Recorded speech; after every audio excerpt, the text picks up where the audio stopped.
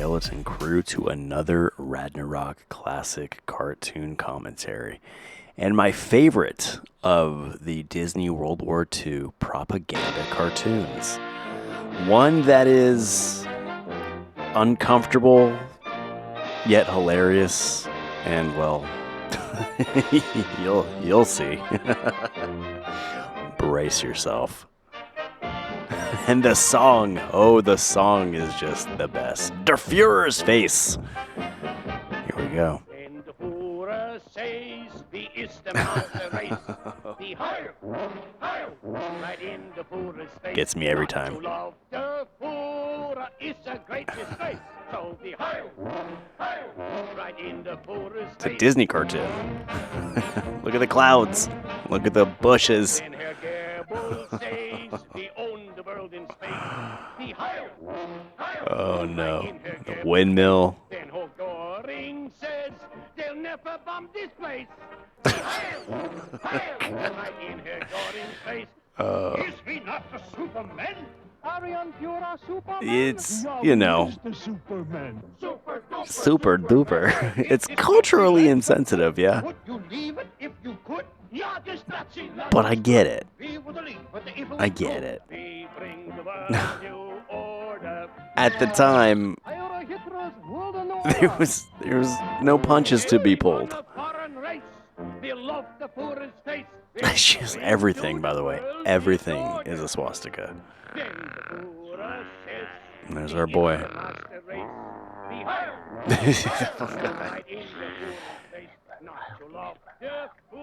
you hear the clock? You hear what the clock was saying?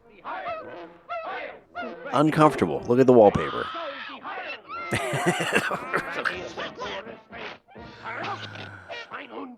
Oh, man.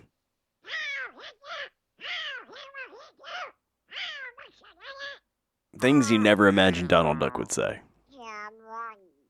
Nix kann raus! Into the closet!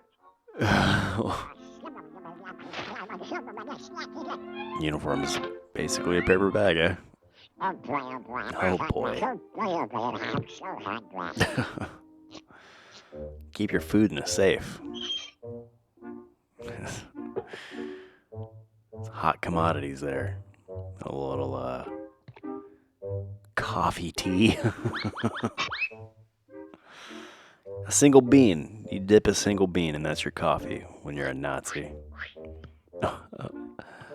Aroma of bacon. Is that what that said? Like, what other way to, you know, you gotta bring some levity to what's going on, I guess.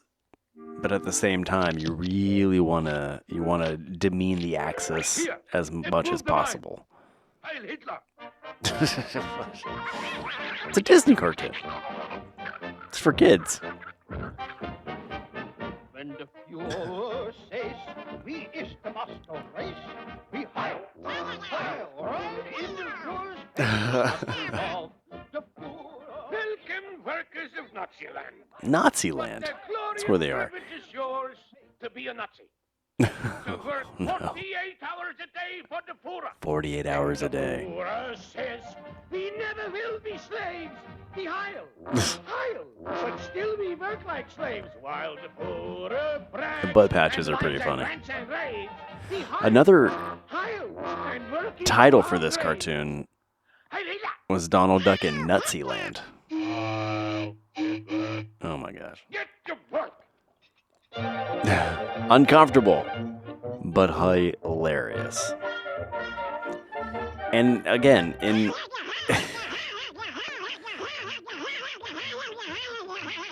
Donald Duck in a scenario you'd never imagine any Disney character to be in. I feel like it would only work with Donald too. Fuhrer yells, "I gotta have more shells." He heil. For him we make more shells. If one little shell should blow him right to. Oh. He heil. And one They were gonna say rifle hell. swell. Like, you couldn't do this with Mickey Mouse. Maybe Goofy, but Goofy just, you know, is so clumsy. He just fumbles everything. You need Donald Duck. And can you imagine? I think it's Clarence Nash who did the voice of Donald for this. I could be wrong, but I don't think I am. Can you imagine being Donald, the voice actor for Donald, and the dialogue here? I guess back then, though, you know, when you're making this clearly as a farce and as a parody of your enemy, like there's probably a lot of pride in this. Now comes the vacation. Oh, a vacation with pay. The beautiful Alps with the birds and the beautiful scenery. Not forgetting to build up the body so we can work harder for the Fuehrer. Oh yeah, exercise. 1, 2, 3. Look at what is... 1, 2, 3. Higher. 1, 2, 3. Higher. And now Oh, the vacation man. is over. By special decree of the Fuehrer. Heil Hitler! You have been chosen to work overtime. Oh yay! You can tell how much fun they had producing this. Faster! We need more shells! Faster! Shells! More shells! Faster! We need more shells! Faster! I wonder if Hitler ever saw this, or any other Nazis. I would imagine content like this would have been banned, but Disney, being as globally renowned as he was, or the company even was, did this fly under their radar? I'm curious.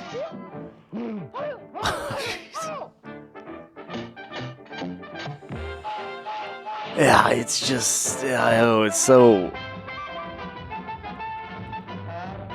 Look at that. Never in my life before seeing this would I have ever imagined seeing Donald Duck as Hitler.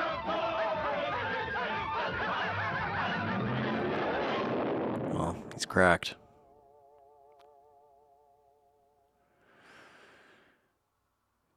There you go. Big reveal. It was all a dream. Donald Duck could never be a Nazi. No. Lady Liberty. That's who Donald knows and loves. You and I both, Donald. You and I both. To love the Fuehrer is a great disgrace. So be heil, right in the Fuhrer's face. So be heil, right in the Fuhrer's face. This is worth a podcast, I think, to dive deep into everything we didn't know we wanted to know about that cartoon. It's like I said, it's one of my favorites. Super, super uncomfortable, mind-blowing. The first time I saw it, I was just dumbfounded and in awe, shock and awe of what I was witnessing. So, hope you enjoyed it. And if you didn't, I don't know. It is what it is. It is what it is. And you know what? Let's do it. Let's look into everything we didn't know we wanted to know about this short and really truly know what it is that it is. You know? All right. Retrospective time for Der Fuhrer's face. Am I saying that right? Der Fuhrer's. I don't have a good German accent. Der Fuhrer's. Directed by Jack Kinney. Story by Joe Grant and Dick Humer. We know him. His name pops up quite a bit in the old school animation days and usually associated with Disney, I believe, to my recollection. Produced by Disney, Walt Disney. Starring Clarence Nash, Cliff Edwards, which, for those of you who don't know, Cliff Edwards is also Jiminy Cricket, and Charles Juddels. Last name is Juddels. You tell me how that's pronounced. Juddels. The music was by Oliver Wallace, Animated by Bob Carlson, Les Clark, Bill Justice, Milt Neal, Charles Nichols, and John Sibley? Sibley? Anyhow. Release date, January 1st, 1943 in the United States. Der Fuhrer's Face, originally titled A Nightmare in Nutsyland, or Donald Duck in Nutsyland. And Nutsy, Nutziland, which tickles me in a way. A Nightmare in Nutsyland would, I think that would have been too on the nose. That would have spoiled the ending, the twist ending, where Donald isn't actually a Nazi. But Donald Duck in Nutsyland, I think that would have been a fun title. But I guess the song Der Fuhrer's Face was so popular that they just said, "No, let's go with it." I could be making that up, but you know what? Let's find out. Let's see. This is a 1943 American animated anti-Nazi propaganda short film produced by Walt Disney Productions, created in 1942 and released January 1st, 1943 by RKO Pictures. The cartoon, which features Donald Duck in a nightmare setting working at a factory in Nazi Germany, was made in an effort to sell war bonds and is an example of American propaganda during World War II. The film was directed by Jack Kinney and written by Joe Grant and Dick Humer. Spike Jones released a version of Oliver Wallace's theme for the short before the film was released. Interesting. So the song was released before the short itself, which I'm wondering if that played into the retitling. Der Fuhrer's Face won the Oscar for Best Animated Short at the 15th Academy Awards. The 15th Academy Awards. It is the only Donald Duck film to receive the honor, although 8 other films have also been nominated. In 1994, it was voted number 22 of the 50 greatest cartoons of all time by members of the animation field. Wow. So the 50 greatest cartoons of all time, and this is number 22. 50 greatest cartoons. I have significantly more than 50 cartoons I've done commentary for. It's insane. That's wild to think. So you're going to take the thousands of cartoons that exist up through 1994. So that's not even like of its age. This isn't the top 50 cartoons up to 1943. This was done in 1994. Insanity. Crazy. Anyway. However, because the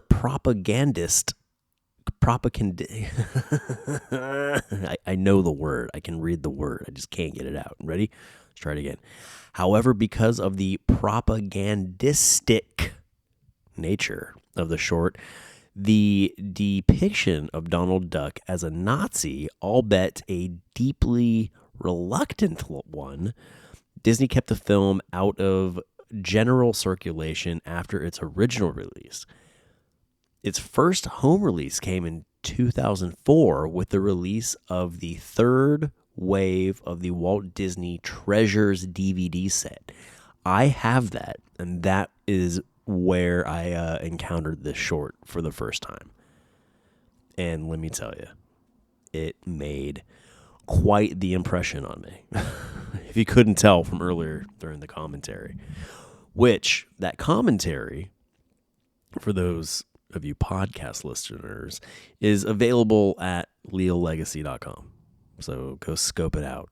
If you're listening to this on your favorite podcast platform, well, you're going to want to visit our website and scope out the short in its entirety with my commentary there. All right, so here's a part where it just breaks down the plot. Do we need to break down the plot? Because we just watched it. Well, I guess if you're podcast only, you just listened to it. But, if you want the plot, go and watch it. With a commentary or without, but preferably with a commentary. So, it seems redundant to go over the plot again. Voice cast, we went over that. Clarence Nash was Donald Duck. Cliff Edwards as Nazi leader singer, and then Charles Judels as offstage Nazi. Let's verify this. Clifton Avon Cliff Edwards, nicknamed Ukulele Ike, was an American musician and actor. He enjoyed considerable popularity in the 1920s and 30s, specializing in jazz renditions of pop standards and novelty tunes. He had number one... Wait a minute. Is this not Jiminy Cricket? What? Oh, I could have been wrong, guys. Oh, man. But isn't Jiminy Cricket's name... Like the voice actor, isn't that Cliff Edwards? Yes, it is. See, there we go. His most famous voice role was as Jiminy Cricket in Walt Disney's Pinocchio 1940. I knew it. Don't doubt me. None of you out there doubt me. I'm sorry. That was aggressive. Okay, the song. Let's look into the song. Before the film's release, the popular band Spike Jones and his City Slickers, noted for their parodies of popular songs of the time, released a version of Oliver Wallace's theme song, The Fuhrer's Face, also known informally as the Nazi song. So Spike Jones and his City Slickers were like the original Weird Al Yankovic. Fascinating. Let's see. Okay. Also known as a Nazi song in September 1942. Let's go back. Sorry. I went off on a tangent. Let's see. So they did parodies and they released a version of Oliver Wallace's theme song, Der Fuhrer's Face, also informally known as the Nazi song, in September 1942. Is when they released it on RCA Victor Bluebird Records, number 11,586, whatever that means. Unlike the version in the cartoon, some Spike Jones versions contain the sound effect of an instrument he called the birdophone. The birdophone. A rubber razor, also known as the Bronx Cheer, with each Heil to show contempt for Hitler. Instead, the cartoon version features the sound of a tuba. Interesting. The so-called Bronx Cheer was a well-known expression of disgust in that time period and was not deemed obscene or offensive. The sheet music The sheet music cover bears the image of Donald Duck throwing a tomato in Hitler's face. In the Jones version, the chorus line, "Ja, we is the Supermen," is answered by a soloist's super duper Superman. Efficiently delivered, suggesting the prevalence of what? What does this mean? I can't say this word. Let's get it right. Epicenity, Epicenity, Epicenity, is the lack of gender distinction, often reducing the emphasis on the masculine to allow the feminine. Huh. Okay. It includes androgyny, having both masculine and feminine characteristics. The objective, gender neutral, may describe epicity. Oh. So I guess when they did Super Duper Superman, they wanted it to be, it says effeminately, like feminine, effeminately delivered. So he goes Super Duper Superman, and it's supposed to be effeminate. Got it. I feel like in the cartoon it was pretty effeminate though too. That is a really fun part. Yeah. Anyway, in the Disney version, these lines are flatly delivered, but with emphasis. In the Disney version, these lines are flatly delivered, but with effeminate gestures by Herman Goring. Oh, got it. So they kept the effeminate nature of the deliverance of the line, but instead of a nondescript gendered crowd saying it back, it was Herman Goring. Okay.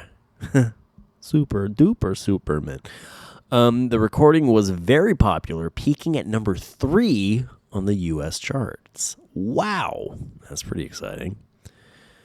Other versions, Johnny Bond, that's a cool name, recorded the song in July 1942 on the OK label, OKEH label, OK in capital letters, EH in lowercase letters label. What is that?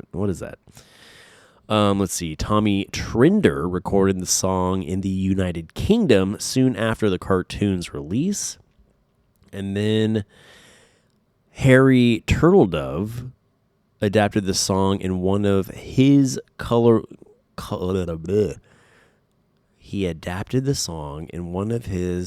colonization novels in tune with the novel's theme of an alternate history alien invasion during World War II. Wow. Do you think aliens came down during World War II?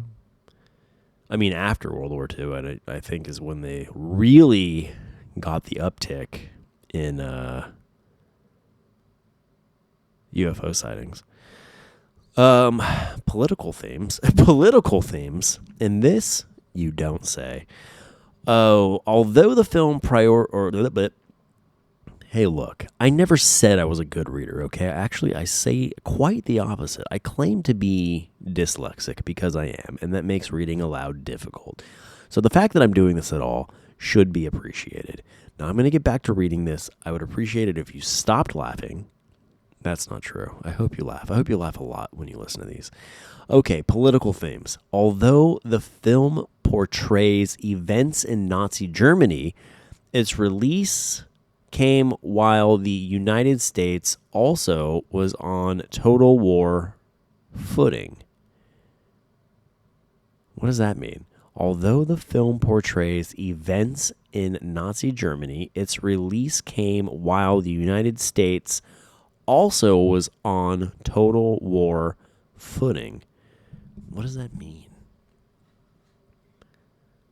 Total war is a type of warfare that includes any and all civilian associated resources and infrastructure as legitimate military targets. Huh. Okay. That's pretty terrifying, really.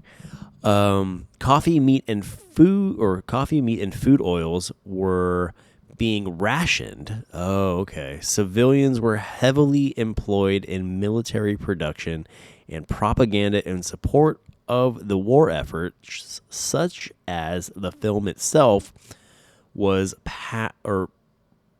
pervasive. Interesting. So is that not Wait, let's try that again. Coffee, meat, and food oils were being rationed.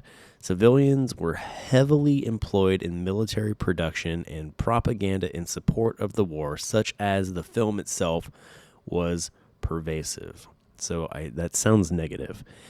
The film's criticism, therefore, emphasizes violence and terror under the Nazi government as compared with the dull grind that all the warring nations faced.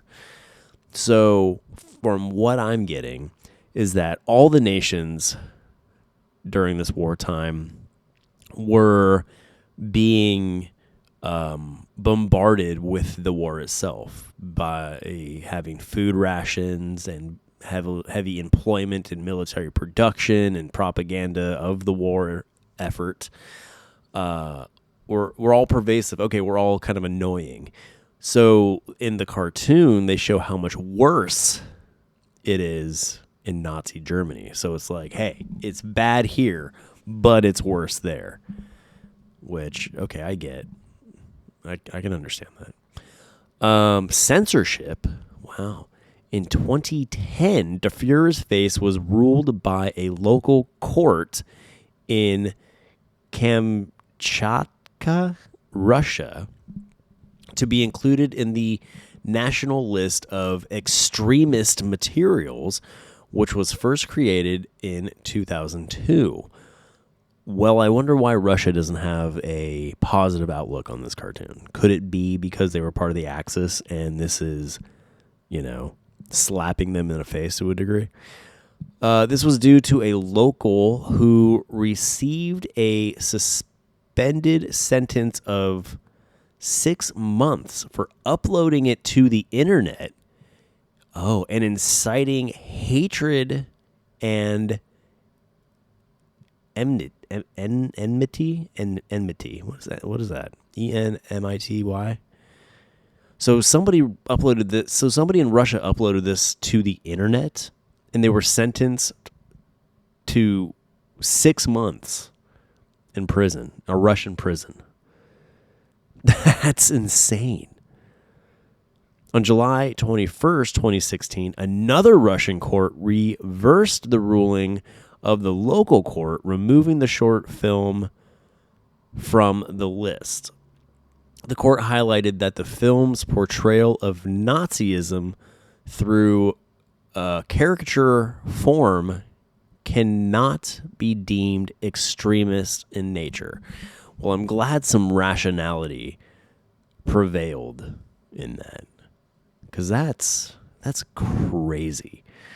In popular culture, in August 1943, the cover of Four Favorites, number 11, depicted the unknown soldier, Captain Courageous, Lightning, and Magno, along with Davy, his boy partner, all singing Der Fuhrer's face while an anthropomorphized war bond simultaneously knocks out Emperor Hirohito, Adolf Hitler, and Benito Mussolini in one punch. Wow. So we got all three of them in one swing. Who put this out? Four Favorites. That is such a wild cover. And you know what? It looks kind of marvelly, if I'm being honest. Cool. Home media. The short was released on May 18th, 2004 in the Walt Disney Treasures, Walt Disney on the Front Lines, which, again, that's where I first encountered this this short. What fun. This these extra tidbits were illuminating and enlightening. I stand by This being one of my favorite cartoons of all time. And you know what? Apparently, it's number 22 of the 50 greatest cartoons of all time. So, wow. That's even more phenomenal than I had originally anticipated. That all being said, I hope you go and check it out. I absolutely love World War II propaganda cartoons. Definitely going to do more commentaries and retrospectives, both in video and podcast form in the future. For the complete cartoon with commentary, go to leallegacy.com and navigate your way to our podcasts section and under retrospectives, where you can find this audio episode plus the cartoon with commentary. While you are there at leallegacy.com, after you watch the cartoon and while listening to the podcast, maybe go and visit our Skeleton Crew store. There, in our Skeleton Crew store, you can find all kinds of fun things. Apparel, accessories, home goods, everything branded with our Skeleton Crew brand. For those Disney aficionados out there, scope out our Disnerd collection, which is our tribute to Walt Disney, where I've designed kind of my own takes on some popular Disney-ness. So that might be up your alley. If it's not up your alley, you might find something else that is. Across all your favorite social media platforms, all of them, every single one of them, you can find us at Leal Legacy, Leal, across all of them, Twitter, Instagram, Facebook. Whatever else is out there, we keep it, on point. Well branded, Leal Legacy. And if you, for whatever reason, don't want to follow Leal Legacy specifically, well, maybe you want to just support the Skeleton Crew, and you can find that at Skeleton Crew FC, and that's CRUE FC for Fight Club, Skeleton Crew Fight Club. What else? I think that kind of wraps it up. Did I promote the store enough? I hope so. There's a lot of cool stuff in there. You're definitely going to find something you want to wear or something someone else will want to wear. Oh, yeah. And then the home goods thing, like I was talking about. I've started producing posters. So I got some fun posters. Ones that you're not going to find anywhere else. And that also could be found, I think, in the Disnerd collection. Maybe. Probably. But click around the site. Find something you like. If you like this cartoon commentary, well, good news. I have a whole slew of cartoons that I've done commentary. I hope it's commentary for. Just click on the commentary section at leallegacy.com or scope it out on YouTube. Or for the cartoons we can't post on YouTube, you can find that on Rumble. And that includes the Disney animated features with commentary. That's right. I do whole movies as well, not just shorts, but full feature-length films. Working my way through all the Disney animated features. As of this recording, a little touch into the prime timeline, you can find Snow White and Pinocchio. Full commentaries over the full film at leallegacy.com or on Rumble for now. But it'll always be available at leallegacy.com in one way or another. So with all that being said, hope you dug it. My throat needs some clearing, so I'm going to do that. But I'm not going to do that in your ear. I'm going to be polite. Until next time, thanks for being a friend and telling a friend. And remember, we are the super duper supermen. Super duper supermen. Okay. See ya.